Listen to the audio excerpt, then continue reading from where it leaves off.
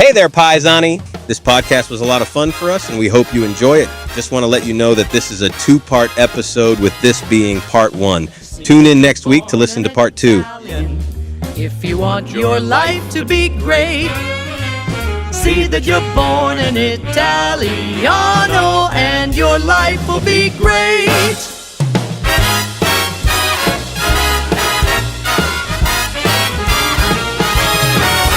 Some Donadell. That's a nice.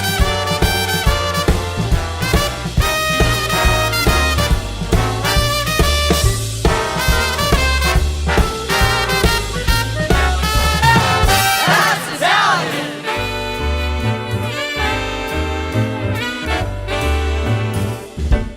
Hey there, Paisani, and welcome back to another episode of the Italian American Podcast. I'm John Viola, along with my partner in crime, the Italian American Wikipedia, Mr. Patrick O'Boyle. We are here at the crossroads of Italian America, Mulberry and Grand, New York City's Little Italy, and Red Sauce Studio, coming to you with another episode of Italian American heritage, history, and hilarity that you've come to expect from the Italian American Podcast. Want to thank everybody out there for being a part of what we're doing today. If you're listening where you get your podcasts or watching on YouTube, thank you for that. Please subscribe, please comment, please like, do all the stuff that we need you to do. You have to helps. subscribe. He's very polite, and you're not paying attention. Yes, in my because opinion. the ratings, then they put us higher and we get more If exposure. you want, we're yeah. all on the same team. We all row together. Yeah, we need it. I talked to 400, I'm almost at 500 listeners. That have your And personal have my number. Phone, I give him my phone number. I put it on here, but a wacko. But if I meet you, everybody has my number. Yeah. There's no number that's more. There's more people have my number than 911. That's probably true. Everybody's You got are my very number. available, yes. And my thing is that I think that when our listeners like two things. They like to learn something, and they like the positive portrayal of Italian Americans. Mm-hmm. And if you want to help us do that, we want to spread this gospel, because the more likes we get and the more followers we get, the more people see this. Yes, the more they promote what we're doing. Yeah. And that's why, if you want a positive image of Italian Americans, help us get that done. And the way you help us is to like and subscribe. Yes. Because And I hate doing this. Oh. I hate being on this camera. You hate know the that. camera, but you love the show. I love the show, and I was Yeah. very happy in my basement, like a radio show, Yes. and you had to drag me in Surrounded here. by jars of Macy's tomatoes windows, and homemade now we wine had and to close hanging the windows gabagool. people Yeah. were making funny face. They was throwing us off, because we got to be in Macy's window, right? And all of a sudden, people like looking at you, they say things, it messes with you. So now we have to be closed screens. But I did it. I did it for my people. You I made did, my and you've sacrifice done for a the great country. job. This is People make you've done a nasty great comments. Job. No, that's going We to had a happen few, no matter we had what. a few, but we sucked it up. But you talk about the. One guy said to me, he goes, maybe you should comb your hair next time you go on. People say all kinds of nasty Why stuff. do you care? I How mean, does that aggravate me? I don't tell you. I get I'm gonna comments tell like you. that. Your shirt doesn't match your hat. Your the mustache people from is Italy don't know terrible. about his hat. Yeah, But that's life. We just talk about looks. I'm more sensitive than you. You are more deep down. sensitive I'm than a me. sensitive. I don't care. I don't read anything. So But if you, that's their only critique, yeah, exactly. Come on. they're being superficial. That means they like the content. That's right. They just don't like what we look You know like. what I love? We just ugly. We have haters from Italy, and they hate on every episode. So my thing is, you call us ignorant and you are not true, but you watch every episode. Does that make sense? Yeah, of course. And I want to be friends with them. I've contacted You do. them. You're Why very do nice. hate You us? reach out. You want to find out. I would like to have a lottery to bring one of them here for a trip to America. You should. You should do that. Bring them on. You love to talk to people. Yeah, true. We Even talk my, about- even my enemies, I like. You do. That is very true. You are very open and accessible. Transparent. What you yes. see is what you get. Yes, that's very Is there true. a different Pat Offs? No. Nope. For better or worse. You are better for exactly worse. what they see. And we talk about like the I get yelled the at to algorithm. take my hanky out. Yes, you do. It's like, you gave me a cold.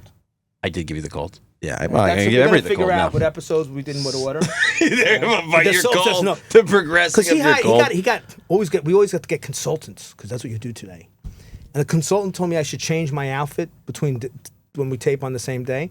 But I always, But Yeah. again, you're You're on a different taping day. on different but I days. forget to bring the shirt. So we wind up with the same one. But we're going to lie to people? Of course we're doing that. I'm going to come in here. Yeah, I mean, I just They think sat me down like a kid in school, like, you have to change your shirt because You know, Vanna White changes her outfit, and they tape multiple you. shows a day. That's if it's And good she's enough an for Vanna Italian. White. I am not Vanna White.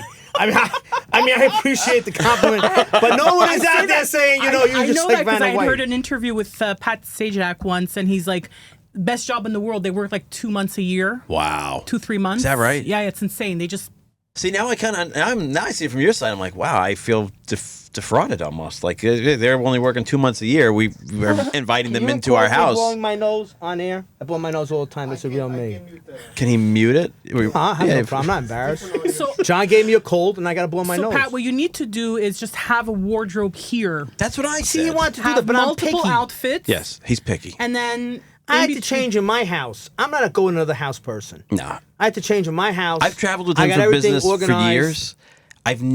We've been late for meetings because he will not leave until he has shaved every. I've never seen a piece of my stubble life, on that never. face. Wow. Never. I cannot not shave. No, he's very particular.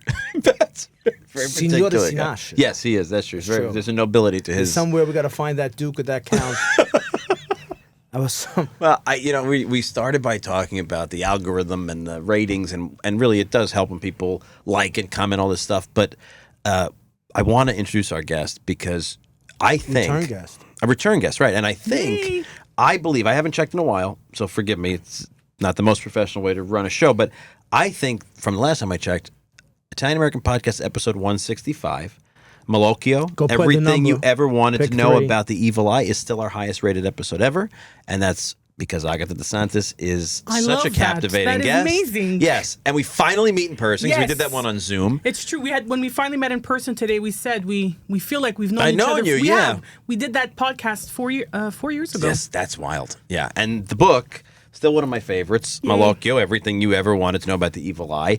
And you've got a lot of new stuff to talk to us about, including a documentary short close to home, right here down, right in Little Italy, and also a new project coming up that you've teased me about a little bit, and I'm anxiously awaiting to hear more. So tell us a little about what you've been working on since the last time we saw you or talked to you. Yes. Thanks for welcoming me into this lovely new studio. It's his brain. It's If you want to know what John's brain looks like, I can hang out here for days. I tell people all the time, to his credit, there's not a nail in the wall that he didn't think out. Because this was going I never thought we'd come in here. And I very thought it'd be 10 important, years. you've got the the horns. evil eye Of course. amulets. He curated. Absolutely. He curated. Everything Fabulous. here is John curated. At first, we threw them there because we had nowhere else, but now when we go to meetings, if we're like a little worried, we take them with us. Yeah, well, I don't know if you've noticed my earrings. Of course I've noticed your earrings, yeah. I mean, I was so happy when you got to walk in under our chandelier, Yes, right? the chandelier is gorgeous. That was, But now- that's basically inspired here. I have you cornered now, so you're on TV. Yes. So you can't run. Yes. Are you a believer? Yes. Okay. That's it. We're done.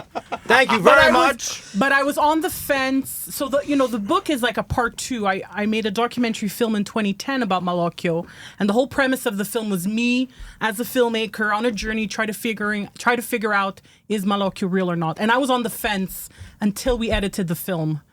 And what happened is I get home from the editing suite. It's actually in the book, the story. I get home from the editing suite one day, and I see my mom and my aunt. They're having a chat, and I'm just tired. I'm not hungry.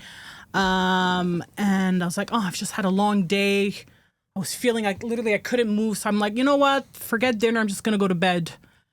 And I go to bed, and I don't know, a little while later, I feel like myself again. I actually get up. I do some work on the computer, then go to bed. The next morning, my mom checks in on me, and she's like, how are you feeling? I said, I'm great. I was tired, but it all went away. And she's like, well, when you left, we thought it was weird that you were that tired. And your aunt says maybe she has the evil eye. So she's like, so I did the cure. And I was like, what? And I'm like, why didn't you tell me? I could have gotten my cameraman. We could have filmed the thing. I'm like, I'm still looking for an ending for the film. And she's like, well, I kind of wanted to test the waters and see, I'm going to do the cure on you. You don't know, and let's see if it works. And I said, but you're a believer. And she says, well, now you are too, because I did feel 100 times better. So I called my editor that morning. I'm like, I think we have an ending for the film. That's amazing, Which isn't is it? that story of like, so because of that, I became a believer because it happened to me. You remind me of the guy, when I did a project in Torino, I met the world's foremost syndologist. The syndologist is someone who studies the Shroud of Turin. Okay. And he's the world's foremost. He's at the actual church where it's kept. And I'm obsessed with the Shroud of Turin, I think, for a lot of reasons. And I asked him, are you a believer? Right? He's this great scientist. And he's like, I came in as a non-believer to everything, an atheist non-believer. He's like, and in trying to dissuade people of what I thought was the falsehoods of the Shroud of Turin, I became not only a believer in the Shroud, but a believer in the faith. Wow. And I was like, wow, That's intense. that is intense, right? So like, in many ways, it's the best way. The skeptic makes for the best convert, right? Absolutely. Well, my experience with talking to people who believe in Malocchio, the majority of believers, it's because it happened to them, or they witnessed something. You know, someone was feeling really crappy during a party. They get whisked away into a kitchen. They come back 20 minutes later and they're 100% because the ants did their magic. So that to me seems to be, if you're a believer, it's because you've witnessed it or it's happened to you and you've been cured. I don't know why I did. Yeah, I mean, cured, I have a theory. I don't know if we shared this since you were on last, Yes. but I'll say it again because it's 4 years old It's by 4 now. years ago. Yeah. The south of Italy was Byzantine right before the Normans. Teach the And- audience what that means. Well, so that Christianity falls in multiple branches before the schism of 1054, right? But the ones that the upper Mediterranean, like Greece and Rome, would be the Roman Catholics, which Roman becomes an adjective that happens after the schism, right? Everybody, Greek Orthodox and Roman Catholic become the way you define who's on the dividing lines of the Great Schism of 1054. So I'll say Eastern Christianity in 1054 is based out of Constantinople.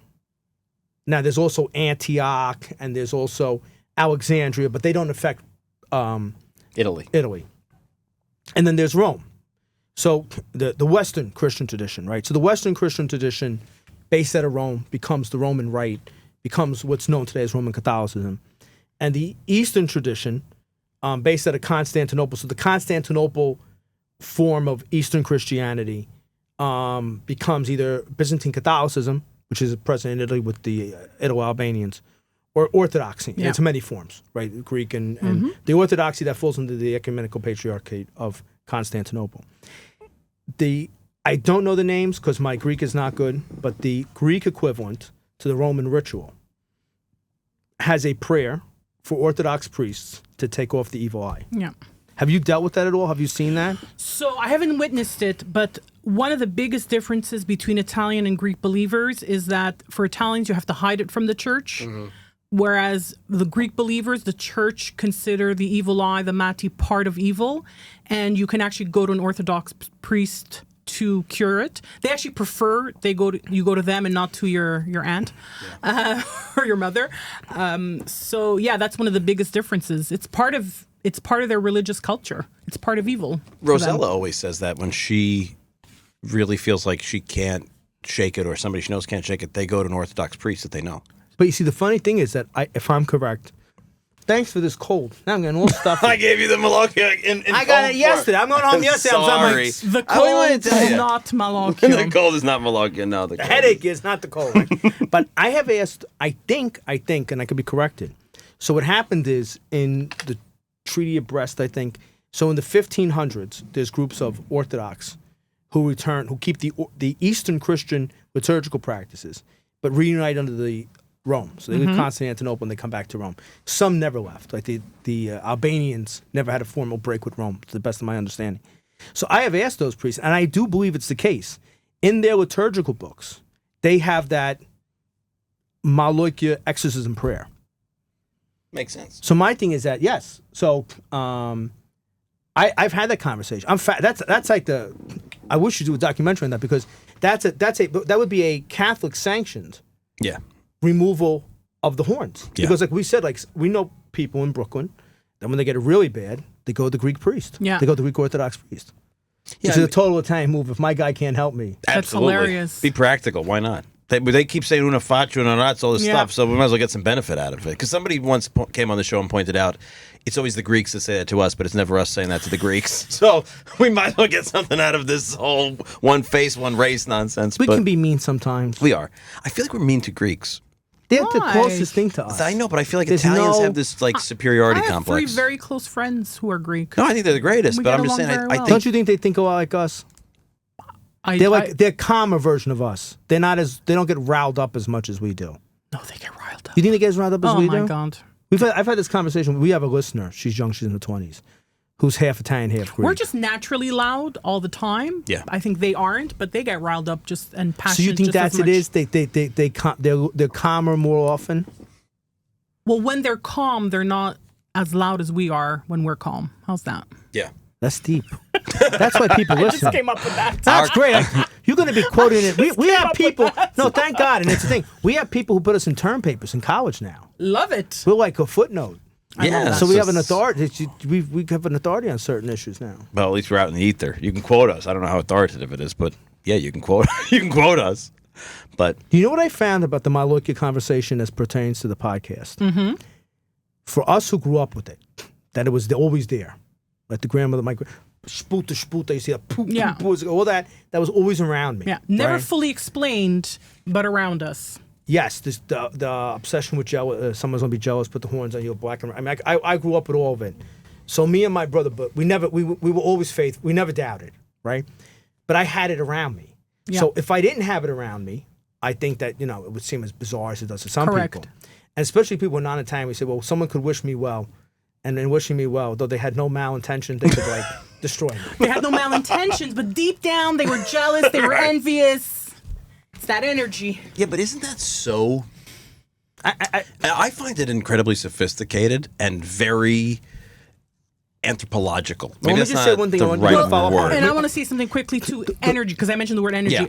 We've all experienced this. Over my career, there have been a few people, I will not name names, where when I am in a room with them all day, their energy Yeah. is so... Yeah, cumbersome or heavy. I get home exhausted. Yeah. I get home burnt out because it's just like Yeah. You were negative trained- energy. As a kid, like I was, you know how like a dog sniffs trouble? You think that's what it Oh, was? 100%. Because your scope is up all the time. Even if you don't realize it, your mother put that seed. I think with my grandmother, my mother, absolutely. But I think that it's really interesting because if you really are objective, right? If you really Yeah. dig down, the idea that somebody doesn't wish you, because that was the big mind meld for me when you came on the first time was, everybody thinks you can consciously kind of cast this Yes, evil I eye. always- And I always correct people. You've done a Yeah. great job of dissuading people, and hopefully we're spreading that gospel. And it's this idea that you can't have malintent, but it's underlying. And I've encountered people where in their kind of heart of heart, the way they're experiencing it, they really are wishing you well, but they're not, and you just smell it underneath. And I feel sometimes I think I'm more aware of what you really feel than you are, and that's a very powerful dynamic to explore. So when you do it through this kind of lens, I think it makes all these interactions I can tell when there's people around who are like celebrating Because the with ones you. who really are proud of you or complimenting you, but there's a part of them like, oh crap, I don't want to give them the evil eye. Yeah. They there's ways they'll say God bless. Yeah. Benedict, Or Benedict. I always tell the story of one of my great aunts who used to see us as kids and squeeze our cheeks and call us ugly, and I was traumatized as Quando a si child. brutto, ma quando si brutto, quando And si it took brutto. me actually researching the film to realize that was actually the most endearing thing she could do, is by saying we were ugly, is she was making sure there was no way she was going to give us Malocchio. Yeah. But as a kid, I'm like, why does she keep calling us ugly? I could tell you, as a kindergarten type age kid, I would never say a kid was beautiful. I thought that was like that's like a killing kid. I can't do it today. Wow, okay, for me it wasn't that bad. Because I had a. You were because trained. because Basilicata people, you're more calm. Campani is a little bit more off the thing. So I was in a 1980s film, like the zap, you're gonna get zapped, spooked. Oh my God. So you could not say a baby was beautiful. They would flip out, right? They start spitting in the horns, the whole thing. So I always was, oh my quando si brutto, but I just take you it. could have said you're beautiful, God bless you. The Benedict, but the true old time is that the people who make the gravy out of the paste. Yes. The true old time people. Oh ma quando si brutto. Yes. Oh ma quando si Yeah. brutto, quando Yeah, si brutto. yeah. But the one thing I want to bring up that I was saying before is that I think it's more might be, I won't say surprising. It wouldn't be in your experience as much as a Canadian or the Australians. But remember, we have people who came from the South of Italy here in the 1870s. If you have a maternal line, because the Malocchio paranoia is a maternal gift, right? Your mother. The men believe as The men well, believe, but they but send you off to your mom, yeah, or your correct. grandmother, Yeah. or your aunt. Correct. Go see them; they'll help you. Yeah, but they're avid believers Oh, too. they're unbelievers, but it's like the cooking. Yes, Like it's they'll past, do the work. It's a matrilineal. It's a Yes. matrilineal thing, and I have found that we have become, and we say this with a lot of pride. We have a lot of Italian American kids now, we call it an elective identity, right? I coined that phrase for the Wikipedia in the sense that an elective identity, we have kids now who are 1/8 Italian, 1/16 Italian, right? And they feel Italian. We have the policy here that no one's here to take your blood count, right? Because we have kids who are first generation who have 1,000,000 times less interest than the kid who's 1/16. Yeah, but that when you have happens. someone who's in fractional numbers, and they didn't have that matrilineal passage down, or they grew up in what John termed an Italian desert. No, I didn't make that. Somebody in somebody somebody in else IFL did that. I didn't come up. I wish We I got to could. find that was a great That was term. a great one. And the one that came out yesterday was that they were an oasis in an Yeah. Italian desert. So if you didn't grow up around it, it really is. So you it's mean like hard. the mom or the grandmother cooking and keeping those traditions alive? Sure, That kind sure, of. because we have such a different we are where you're going to be in 100 years, right? So our immigration starts Yeah, about it's 80 older, years before yeah. yours. But we have kids who are very interested, but they don't have the instinct. They don't understand this because they didn't grow up with it. And I find that so many of the listeners I speak to who didn't grow up with this, they are fascinated. And I don't think there's anything else that we have discussed here that fascinates them like this Malocchio thing. That comes so natural to us, right? That the horn, the paranoia, the red underwear, all the stuff that all the stuff you grew up with. Yeah. I'll just tell you one story, and I'll give it back to you. My friend tells a story. They were Sicilians in Hoboken, New Jersey. There was some horns getting shot back between two families.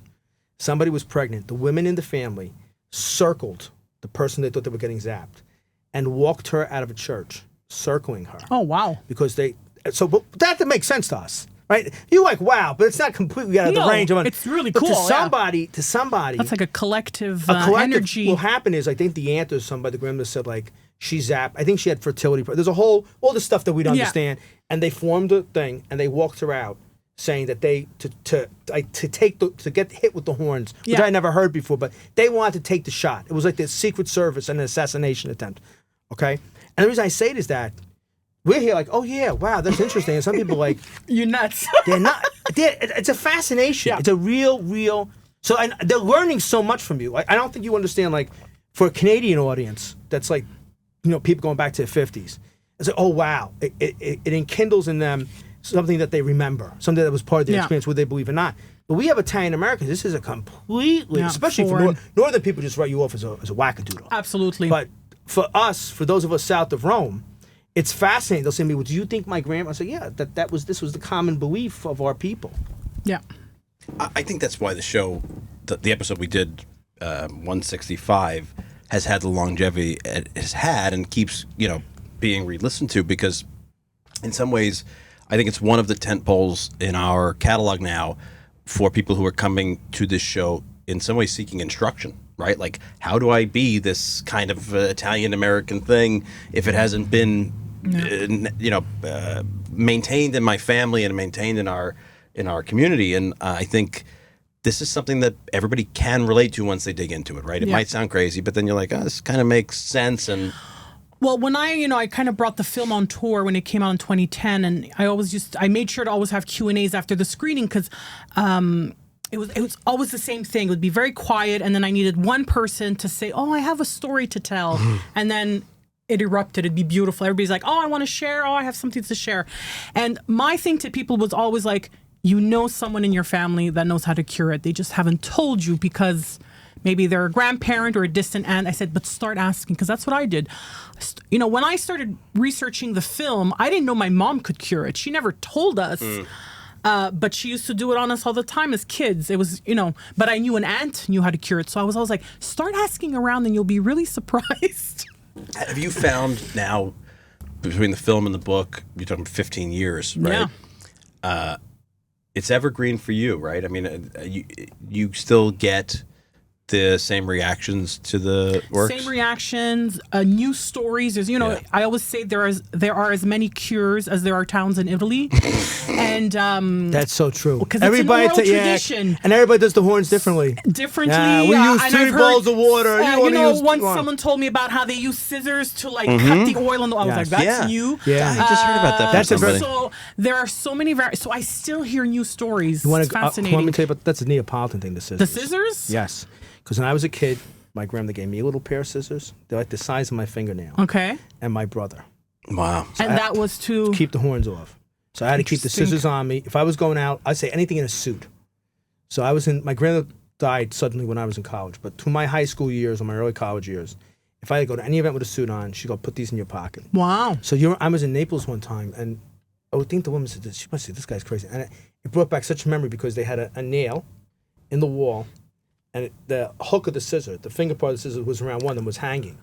But for Campania, that scissors is a big... I grew up with it, so the scissor thing I know. Interesting, yeah. And I talked to old jewelers, because we're whacked, that's why we have a podcast. And they had told me the old timers would get the little scissors. So they'd have like little golden... Yeah, little golden scissors. But they scissor worked. charms. They worked. So my little scissors worked. Yeah, they worked. And I think that was... Yeah. You couldn't have a symbolic scissor, you got to have a working scissor. No, I hear all kinds of crazy stories. And because it is an oral tradition, even my mom... so my mom doesn't use the olive oil and water ritual. She has this ridiculous... long poem and there's prayers thrown in the middle. Like it takes her a few minutes to sit there and go through it. And the rule she had when she was taught was she had to learn the limericks and the order, and then once she was confident she remembered them, she had to she couldn't keep a record of it. Wow. So I remember once said, but Ma, do you think over time, like you may have shortened it, you may have changed a few lines? She was like, could happen. It's like telephone. Because, she learned in her late 20s, I was a baby, and, she's now in her 70s. Chances are, even for herself, her lifetime, that ritual has changed. So when she passes it on to us, or passed it on to us, it's probably very different to what she was taught. Very different. Do you know it? Yes, I've never tried. So she revealed it she taught me when we were filming. And now her recipe is in the book. You published it? Yes, she gave me permission.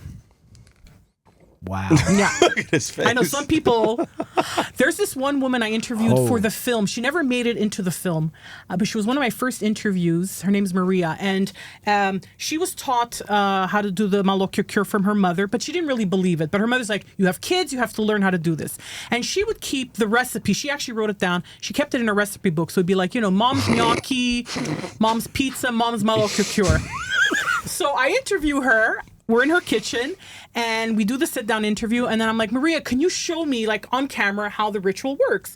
So she goes to her counter. She had, like, an island in the kitchen, and she does the olive oil and water, She starts explaining every step, and then it gets time. She takes out the card, and it gets time to read the prayer, the poem, and she kind of stops and says, oh, I'm not supposed to read this out loud. And I said, but Maria, I thought you didn't believe in it. And she's like, just in case.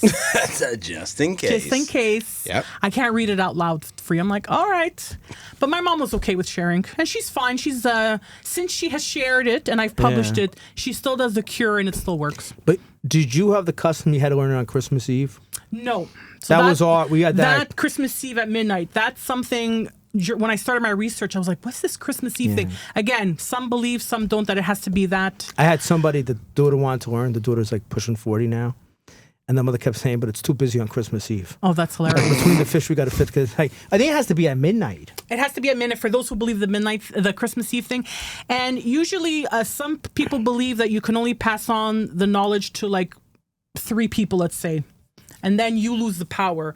So usually the idea is that the person passing on the knowledge has to be very, very sure that student will carry on the tradition. So to the people really are like shaking their heads, don't get it. Like, it's basically an exorcism.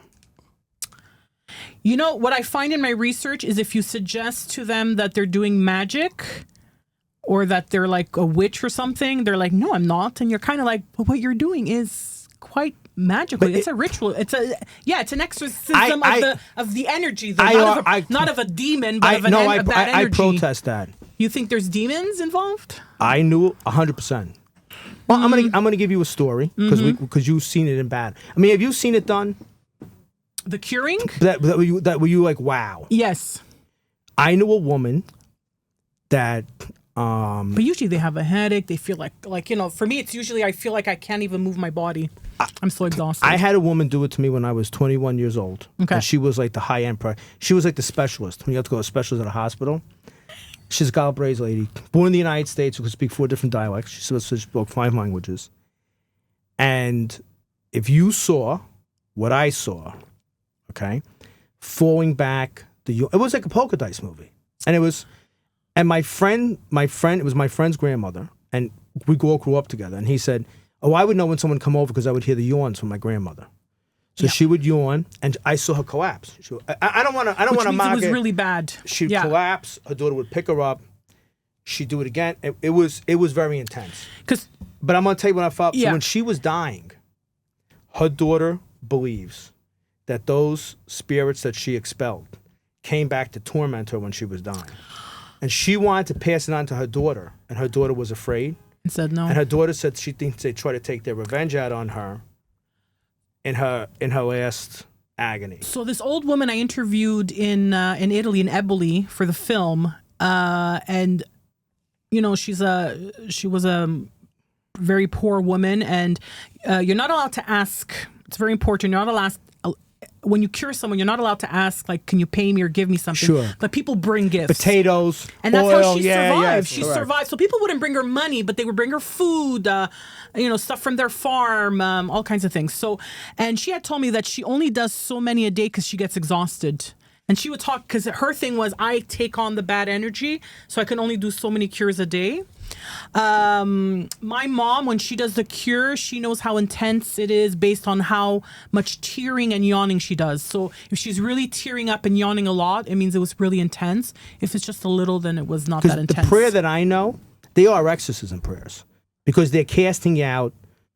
Yeah, some talk about literally, come out. Yeah, they're literally telling the evil eye. If you take it from a Christian, come out. we have a lot of people who are Protestants, right? They're like, totally don't get this. But if you look at the prayer, if you're trying to contextualize it, it is a layperson trying to cast out a demon. Interesting. Because I always argue that the belief in the evil eye has nothing to do with religion, but the reason there's so many religious prayers in part of like incantation is because they were all religious people. And I think, like I said, as it's an oral tradition, they'd be like, wouldn't it make sense to throw in a Hail Mary at this point? but this is where my disagreement Wouldn't that make it more intense? My disagreement comes with this. I think, so when I've had priests go off to me like this, I said, well, the south of Italy was Eastern Rite, right? Before the Normans, right? So the thing about the south of Italy, we were the melting pot of the Mediterranean. Yes. Especially Sicily. And Greece was always having iconoclastic heresies. They were always having problems in Constantinople. And because the south of Italy had so many Greek speakers, we were Magna Grecia, right? We had a lot of Greek, especially in Campania. We had all these Greek monks, when they would have the iconoclastic heresies, there were Basilian monks who settled in Campania. That's why we have saints like Santa. Basilicata has all kinds of Greek antiquities. Yeah. But our saints, the saints that we're really attached to, a lot of them, we got when the Greeks came. So we have Santa Barbara, St. Barbara, St. Sophia. St. Blaise is huge because he was from Armenia, right? The Greeks brought him. St. Nicholas is so big in the south because when these Basilian monks would go back and forth to Greece, they brought it with them. So my argument is that you had the way that the Greek villagers do. Yeah. When you had the Greek priest there, you would just go down the road and the Greek priest could do it for you. Yeah. And then when the Greek priests were gone, somebody had to get it done. So, there's going to be a different school, and I'm sure that it's in here, the school that this is pre-Christian. Yes. And I'm not an expert on that. That's somebody else's thing. But I think that in defense of these people, when people come out and say it's pagan, well, the Greeks, who have a liturgical tradition which we recognize, right? The same, our difference was over like the creed and the filioque and political things, and then the more things come with Trent. But the Greeks have this liturgical tradition, and if I'm correct, and Eastern Rite Catholics do, it's just something that, Rome has exorcisms, but Rome uses exorcism for like heavy duty stuff. But see, it also goes into the Greek tradition because before Vatican II, right, the Catholic Church only gave out you had to be in danger of death, in periculus mortis, I don't know I'm saying it right, but you had to be in danger of death to get last rites, because the one thing that you don't realize when you read the last rites in Latin is, it's a last attempt to cure you. Oh, okay. So those anointings. Cure you from what? Dying. If you get pneumonia in 1895, yeah, you're dead. So the priest would come and our tradition was you had to be in danger of death to get that anointing, and you could only get it once per episode. So if you were dying, and I'd say from pneumonia, once you were anointed, you were done, and you had to get better and get sick again to get another anointing. The Greeks have had a tradition of anointing more. The Greeks now there's another thing that gets into heavy theology. The Greeks say they can repeat confirmation. So as for the Council of Trent, the Catholic Church, confirmation has one, you're one and done. You can't get, it's like baptism has one and done. The Greeks have like a re-chrismization. I know there's going to be some Orthodox priest going to flip out and say I'm saying it wrong, but this is the Sesame Street version, okay? The Disney version. So my thing is that a lot of the problem with this is that Rome, who sometimes Greece is closer to the south of Italy than Rome is. Yeah. Rome didn't provide for what the Greek priest provided, and so now the Southern Italian housewife is providing for what the priest missed. Now, if you want to jump in like the whole thing, because my argument is like we get the same thing. People go to me, especially Protestants, like when I go in the ring. So the other thing is that like people say, well, all these Christian shrines to Mary are pagan origin. Well, absolutely they are, because you had a culture that went from paganism to Christianity. Yeah. Right. And if was it St. Paul said that the gods of the Gentiles are demons, right? So you had a Christian, and St. Paul was in the south of Italy. St. Paul was in Toronto. So you have a mentality of, okay, I'm going to tear down all these goddesses that are demons, tear them down. And the mother of God, right, the Theotokos, the big thing we get from Greece, I'm gonna replace her, making all things new in Christ. So I'm trying to say is you could be an atheist, a total non-believer. You could be a Hindu, but facts are facts. 2 + 2 is 4. So if you're going to research this stuff, there are facts that back up why the south of Italy has this. Sure, we had pagan traditions, and when we became Christians, we didn't honor the Greeks gods anymore, that we became demons in our belief, and we honored the Christian martyrs who we saw as participants in the community of saints. And my thing, to go back to the Malocchio, is that we had a tradition of the church sanctioning the prayer to take off the evil eye.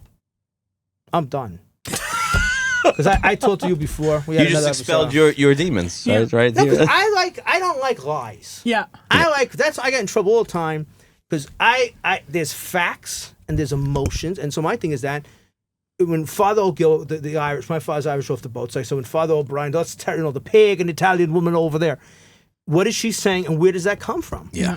Because Italy had a lot of folk, and I don't say folk religion in a bad sense, but because, see, other countries in Europe, I think especially the Irish, who dominated the church in North America, and the Anglophone, and Australia, south of Italy never had except for Sicily, which is a separate story, but for Rome all the way down to Reggio Calabria, the Catholic Church was always in power. Now you had different factions and you had different popes and antipopes, and the king occasionally wasn't talking to the pope, but we never had in 2,000 years a non-Catholic force take over, like the Protestants did in Ireland, or the Turks did in Greece. So when you think about our customs, they really do go all the way back. Yeah, and you can see that there's a paper trail that's behind it. Does that make sense? That's I'm done. I just want to clear out that there's a historical basis. That this was tied to the church and there was a reason for it, and I'm done. And now you could talk about.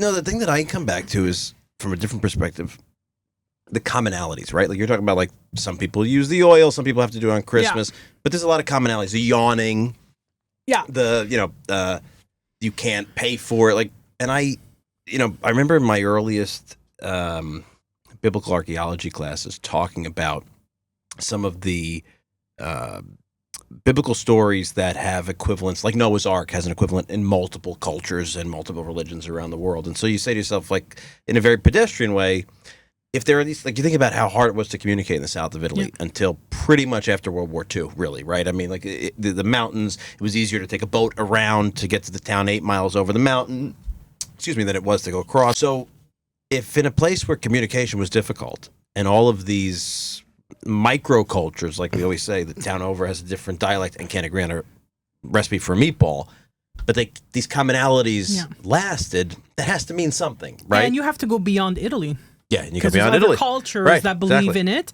Again, different variations, different amulets, but there are commonalities. I know. Where did it all start? Where did it all knows. start? That I've never been able to... I have a huge question for you. Uh-oh. And no one has answered this. Yeah. The south of Italy has an upper class. Yes. They've always had them. Moses was in nursery school and they still owned the land, right? And we were the people that zappa for them. We went in their farms and I wonder, especially in Naples, do high-end people, rich people, because we're the farm people, we know what we believe. Do the well-to-do people believe in it? Did you find in Italy well-to-do people? My husband works for the IMF, but I have a theory on that, by the way.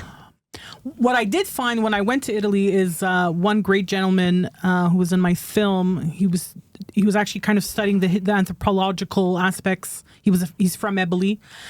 his joke was there was a difference between the North and the South, and his joke was in the North they're too busy, they just take an aspirin, whereas here we have the time to go see the lady down the street and deal with the culture. But I never looked at specifically in the South, upper and lower class. That I haven't really looked at.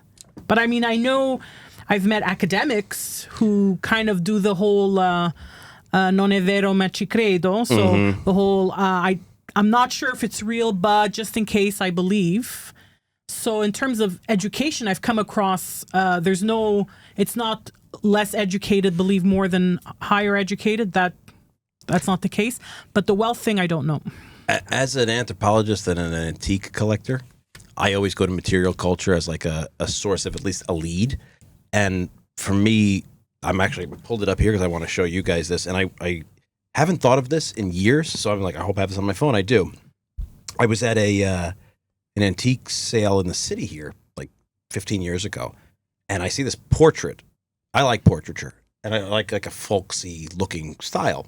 And Nikki's going to be able to put it on the screen now. It's the beauty of modern technology. And I'm like drawn to it down the aisle. And I keep walking to this weird portrait of this guy with mutton chops and whatnot. And it's from Naples. In these old portraits, they would hold the envelope in their hand with their address in it. And so it's just probably upper middle class, or maybe even more important. And I'll show you here. If you look on his chain, oh wow, it's the horn. That is cool. Right? And if you look at the abundance of fine jewelry, of horns and hands, that was not affordable to the everyday to most people. Yeah. So it tells me, and I haven't dug into this question, if they weren't necessarily believers, they might have just been, covering their ass just and holding them on. Yeah, because nobody in our family is buying those things. You know what I mean? Fine gold and filigree and horn and coral. But there's also one thing and that exists in the north of Italy. There were saints who were considered major exorcists. Now we're going back probably in the pre-Trent, like the early bishops. All these towns only have saints who were bishops, many of them.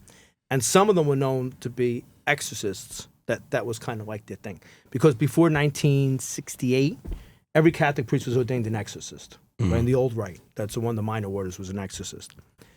And their shrines in Italy were known as shrines, I think the word was demoniac, right? So people who were possessed, and I went to a shrine in the north of Italy where this was the case. There was a saint who was known as an exorcist, and people would bring in possessed people, and they had a relic of the saint, and when they were praying over the person, they would use the relic. So I said to the priest, do you believe this? Right? And he goes, when I got here, I did not. I thought it was crazy, and I said, why did the bishop send me here? Oh, that's funny. He goes, but I'm here 18 months, and I do. And he went through cases of people that came in where there was no other explanation, and he used the relic, and he did the prayers, and they were liberated from this demonic possession. So, I mean, it's a creepy, as modern, I'm not modern, you're modern. Well, I'm a little I'm a medieval person living in a modern body. Yeah. But what I'm trying to say is that it's for these kind of conversations. So I'm trying to say to people, if you don't believe it, that's a fact. He actually said that to me. And to go back to, but I don't know, to go back to the fact is that all throughout Italy and all throughout Christendom that didn't have the Reformation or the Turks or the ones that stayed never left the course of ancient Christianity. There are saints who are known to free people. I'll tell you something interesting. Gabriel Amorth. Do you know who Gabriel Amorth is? No. He was John Paul II's exorcist. So in Catholic nerdy world, he's like the Elvis Presley of exorcists. You are a Catholic nerd. 100%. I am a loyal daughter. I'll live and die in the one true religion. But Gabriel Amorth. See, what I'm trying to do is, where's he going with this? Yes. Yeah. I'm trying to get a thread and show that whether you believe or don't believe, there is a concurrence. There's a line that connects this. Now, because parts of the world changed, they lost these traditions or they lost these beliefs. But if they're not coming out of nowhere. So Gabriel Amorth would say when he was doing exorcism, so like I said, he was the exorcist of Rome. He was the arch exorcist. So when dioceses would send priests to learn how to do serious exorcisms, he was the guy who schooled them. Michael Jordan of Expelling Michael Demons. Jordan, and he would say that when he did exorcisms, sometimes saints would pop in the room. Gemma Galgani and the By demons. saints, you mean ghosts? Well, he would see the saint, spirit. or the demon would start fighting with a saint, and he mentioned Gemma Galgani. Some saints that some saints that the demons just would go ballistic with. He said John Paul II would come in, Padre Pio, they would come in, and then when he needed reinforcement. So and I've had other exorcists say this, when they were battling with these demons, all of a sudden, a saint would pop into the room, and all of a sudden they start winning. It's like, in a boxing match and someone else comes in. Now, you could totally wipe this off as wacko, whatever your belief is, but the fact of the matter is, asking the intercession of a saint to help in the exorcism has been around since day one. Yeah. The evil eye is kind of like low-level demonic stuff. And yeah, they would I go would there to never get say that stuff demonic done. because it's someone else. But the idea is that the casting of the spell. I'm going to go into Catholic theology. Yeah. But in the Catholic thing is that you're calling on a demon, you're casting a spell. So the casting of a spell saying, "Hey, demon," it's like instead of praying to God, you're praying to a demon. No, because you're never doing it. Someone who gives you the evil eye did not do it intentionally, Sure, which means they never called on a demon. Well, that's where it gets. That's where you need the theologians. Yes. Right. So I'm saying is that now we're dealing with. I know my cell phone works. I don't know how. Right. So, and that ain't I didn't go to school for that. So we're going to bring on. We need the Greeks. We actually Father Theophilos and then Constantine come in. I don't know how it works, but if you take where it's coming from, for the Greeks, it's like low level. It's like for the Greek Christian. So the one. But this is archaeology, right? This is anthropology. Like what we're doing is we're reconstructing based on what we have, right? We're reconstructing based on the overlap, the similarities. Like none of this stuff we can't know any of this stuff for real. It's an impossibility, right? So we're saying, okay, well, here's a shrine with the relic of a saint, and that's the evil eye, and there's evidence that says that the Malocchio could be attached to exorcism at a lower level. I mean, all of this stuff is in many ways it's conjecture, right? We don't have the answers. Well, because there's no hard proof. There's no hard proof. Even when you watch someone go through the curing ritual and says, "Oh shit, my headache's gone," you're basing that on what they're telling you because you can never test. Oh, and they had a headache; it was at this degree, and now that. Well, we can't test anything. No. But that's belief. That's Are belief. we living in a dream? The Matrix? Is that where we're going now? But think about it. Yeah. But the statement is non è vero ma ci credo, right? It is not true. If truth is an absolute, it is not true. There is no absolute on it. But I believe. That's great. I get worked up with stuff. Because you get worked up. Yeah, but that's true. That's the truth. Wow, John. Whoa, You get worked up. You get worked up. Because I often find that in every society, but I think Italy's a little class-based. So I don't want to say I believe in that because that woman over there who's the farm woman, she does that, and I don't want to be associated with her. Yeah. So they say, it's not true, but I believe it because I do believe it. But if I say I don't want to admit it. I can't admit it because I went to university. Yes. And my husband is a doctor. Yes. And she's a peasant. And she can clean my house, though. She can clean my Did I ever house. tell you a story about my brother Michael? But that's actually why they do that. But they never want to say That aggravates absolutely me. 100% I don't believe it. I've never heard anybody tell me that. I would like to Just research in case more. It's real. Because I hate phoniness. I have many things that annoy me. And I hate when people say, if you believe it, believe it. If you don't believe it, don't believe it. I don't like hypocrisy. Just say what you think. So when some people tell me, Just that's come out. nonsense, you know what I actually throw at them? Do you have a lucky shirt, a lucky pair of socks, that kind of thing? It kind of falls into that belief system where it's so if you read people who are studying psychology and that kind of thing, and they talk about a belief in the evil eye, it's the whole I'm going to get the terminology wrong, but it's this idea of trying to explain the unexplainable. And so if every time Zia Maria does the cure, I feel better, well then I don't know how to explain it, but it works, and there's comfort in knowing that Zia Maria is there, and I can call on her. And it's the same thing with people who write their exams and need to write. Well, back in the day when do they still use pen and paper? Probably the not. kids? I don't know. Are we dating ourselves? Probably not. When we used to use pen and paper, quill. people had lucky pens. Yeah. Athletes sure, but stop shaving that's their right, the beards playoffs. at the playoffs. My thing in Italy is, if you don't believe it, say you don't believe it because you don't believe it. Yeah. Not because you do believe it, or you kind of believe it, but you don't want to be socially connected to the lower to the lower classes. That's interesting. That's my thing with it. If you don't believe, that's fine. But don't say, because I mean, we know, like, the people who get on the phone with their sister and start cursing in dialect, and then shut off the phone and say, I don't speak dialect, because they can't be, my husband the doctor. I wouldn't. And we all have people in our Italian communities who pretend like they can't speak the dialect until they start cursing over their sister stealing a house. Hanging out with mom and dad. And then it kicks in. But my thing is, like, I'm going to ask you something else. How much has salt involved in the rituals that you have? So some use salt, some don't. Because salt is exercised. So if you go to the Roman ritual, like they'll throw they'll throw some salt into the oil of the water with the olive oil, and then it's very important they have to throw everything out. Once they're done the ritual, the bowl that contains the water, the olive oil, the salt has to be thrown out of the house. Some people do that, some don't. The Roman ritual, which I guess before 1964 was the official prayer book that Catholic priests use to bless things. Salt is exercised. It's called exercise salt. So there's a whole list of prayers that exercise salt. And the exercise salt was put into the holy water. It's a very long prayer. Because I've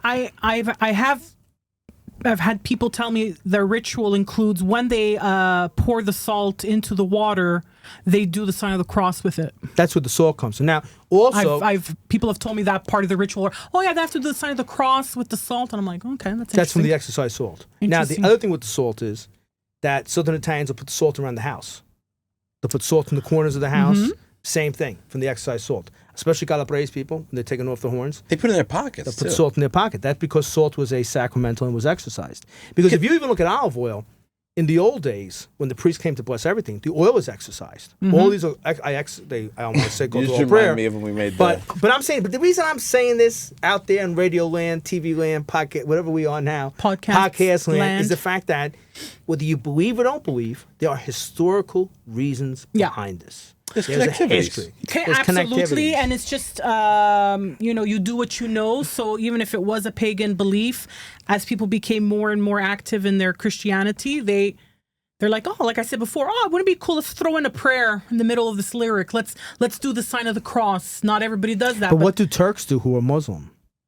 That's my question. They're not Christians. I don't know their ritual, actually. I've never looked into their particular ritual. My focus has always been more on the Italian side. I do know, like, some generalities about, general information about other cultures, like the amulets and all that. I want to talk about the amulets. I've been waiting to talk about that. So, talk about carrying salt. And, right? Obviously, you have in your earrings the hand and the horn, which are the two predominant. We have a third one. We have our buddy. We have Gobo, the hunchback, right? We have the fig. The mano fig. The mano fig, which is I don't know how do you say this in a polite way for a family audience, right? The hand holding the thumb like this. Nikki will put a picture. It's supposed to represent the woman's. You think so? This is what I understand. But I'm asking. But that one's not really part of. For us now, for a while, it's the three amulets, and that's not one of them. I've never understood what the Cilento has them. But that's on its way out. But they have the scissors. I mean, combine all the scissors. But then you have the blue eye from Greece right now has sort of made its way. Then nowadays people have. But let me 13 or the whole. People have the horseshoe or the clover or the right. Yeah. I've been digging into this stuff because I love symbolism as an artwork, right? A lot of the stuff we make, our polo shirts have the hand and the horn on them and this and that and the other. We got to give you one, by the way, the t-shirts. The more I dig, the more I find these like sort of long overlooked, at least, regional varietals. My wife is half Tuscan, half Abruzzese, and there's so many interesting amulets in Abruzzo, and it took me years to track down this book. I'm going to forget the title of it. It was written in like the 18-somethings. But there's all of these interesting drawings, and there's one that's like a tree with all these things on it, and another one. And there's all these different regional amulets. I had come across, I had never known about this, the Santa Lucia eye, which comes from the waters of Sardinia. Yeah. So very particular to that region. Yeah, and usually with these amulets, now everything's mass produced, but we have to think back hundreds of years where people used what was accessible to them, which is why, for example, iron products was big because all farmers, everyone who owned farms had iron instruments and tools. So the whole toccaferro thing, right, was because, it's there.